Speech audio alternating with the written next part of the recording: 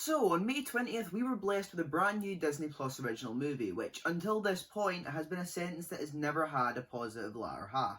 Comparing that to the likes of The Lady and the Tramp, Artemis Fowl, Diary of a Wimpkin and more, it's clear that we were really yet to see the best of what Disney could offer as an original movie on this streaming platform. But alas, allow me to introduce you to Chip and Dale. You ever heard of them?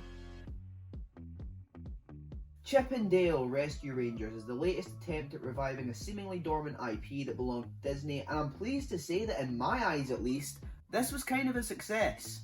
The best way to summarise this movie for you is telling you to think of a film like Looney Tunes back in action, but 10 times better. The movie is full of fun little Disney Easter eggs and references here and there. However, that's not where it ends, because if that was the only good thing about the movie, it probably wouldn't actually be a very good movie. But in shock twists, you even have characters like Ugly Sonic, which was the original design from the Sonic movie, being a recurring character in this movie. What? As you'd expect, the movie stars Chip and Dale as our central protagonists. And it takes place a few years after they split as a pair. When they're eventually reunited, we learn that Dale, voiced by Andy Samberg, has had CGI surgery, which is this film's way of showing rebooted characters in this world that blends live action, 2D and 3D animation. Whereas Chip, voiced by John Mulaney, remains a 2D character. The whole movie spends a lot of its time fixing this broken relationship between the two, before they have to learn to become those rescue rangers that they acted as on TV all those years before, as a former castmate disappears with only a handful of clues at their disposal. The movie actually features a very solid cast all around the board. Because along with Samberg and Mulaney, you've also got the likes of J.K. Simmons, Kiki Lane, Will Arnett and Seth Rogen playing like 4 different Seth Rogen characters. The title of this video really does not lie. Chip and Dale Rescue Rangers did indeed surprise me, and in all the right ways too. I had a blast watching it. It was a really fun experience trying to point out certain little things here and there that I noticed and recognised from other franchises. It was like the world's biggest IP game of Where's Wally. It was also really cool kind of seeing Disney take almost everything they own and poke fun at it in certain aspects. And across the board, acting was actually really good. Voice acting is obviously the main thing you got to judge with a movie like this, and it was solid.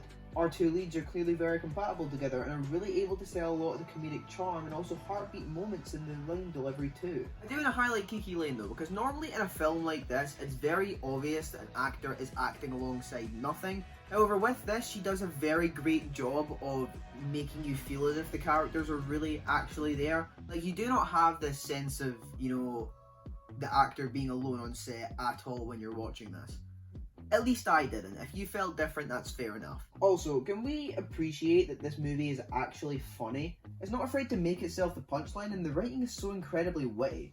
It's impossible not to find it at least charming, in my opinion. The overbearing use of IPs could have been such an egregious aspect of the film, but honestly, the self-referential tone of the film actually uses that to its advantage. It acknowledges that it's reusing these characters for nostalgia in such a shameless fashion, and that's actually a big part of the film, and I kinda adore that. I also cannot express how much that I love the fact they turned Peter Pan into some villain that's actually kidnapping clowns and turning them into bootlegged versions of himself. Honestly, the self-aware humour mixed with the sort of real-life implications of what actually happens with these characters was so great, and I love it. They definitely read the Space Jam 2 book on how to make an IP-filled sequel before throwing the book in the fire and doing their own thing. Because honestly, while I did admittedly enjoy Space Jam: A New Legacy for what it was, it can't hold a candle to this. This movie is truly the grade A standard for how to make a large IP crossing film. In truth, this just doesn't feel like a Disney movie. And considering it's Disney that made this, I would class that as a very good thing. It would have been so easy for this film to have been a 90-minute, squeaky clean, oh look at us, look at all these IPs, there's a Mickey Mouse, there's a Donald Duck. They weren't in this movie actually. But no, this could have been such an easy The Adventures of Chip and Dale 90-minute, family-friendly, just nothing adventure. But instead they took it and went somewhere entirely different, and I honestly do really appreciate that and respect it. With that, I would actually really love a sequel and would definitely be sitting down and anticipating it should it be announced. Also, just one final note, I did not expect Post Malone to make a version of the theme song of this that slapped as hard as it does, but there we go. Anyway, those have been my thoughts on Chip and Dale Rescue Rangers. What did you think? Feel free to get down in the comments and let me know. And also, while you're at it, tell me, what was your favourite cameo in the film? If I had to give you mine, it's probably going to have to go to the bootlegged Simpsons, because it reminds me so much of the t-shirts that you used to see, or that I used to see when I was in Spain, in these markets where it's the clearly fake Simpsons merchandise, where they can't use the actual likenesses.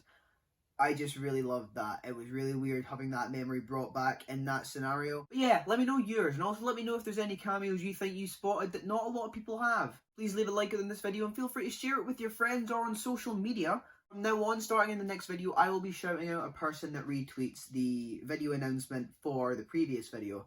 So for example, anyone that retweets the video link for this one will be getting shouted out at random for the Top Gun review, if that is the next video. Also, I do have a new Twitter, for those of you that don't know that. I did restart it earlier this week, so it's on beside me here, or it's in the link in the description. It'll be the top line, so you can go and follow that. I will be continuing to update people on what's happening content-wise. Also, be sure to subscribe so that you don't miss out. We have finally stabilised over 800 subscribers, I think, so that is pretty cool. That's been everything from me. I've been Jordan. I will see you all in the next one, and I hope you all have a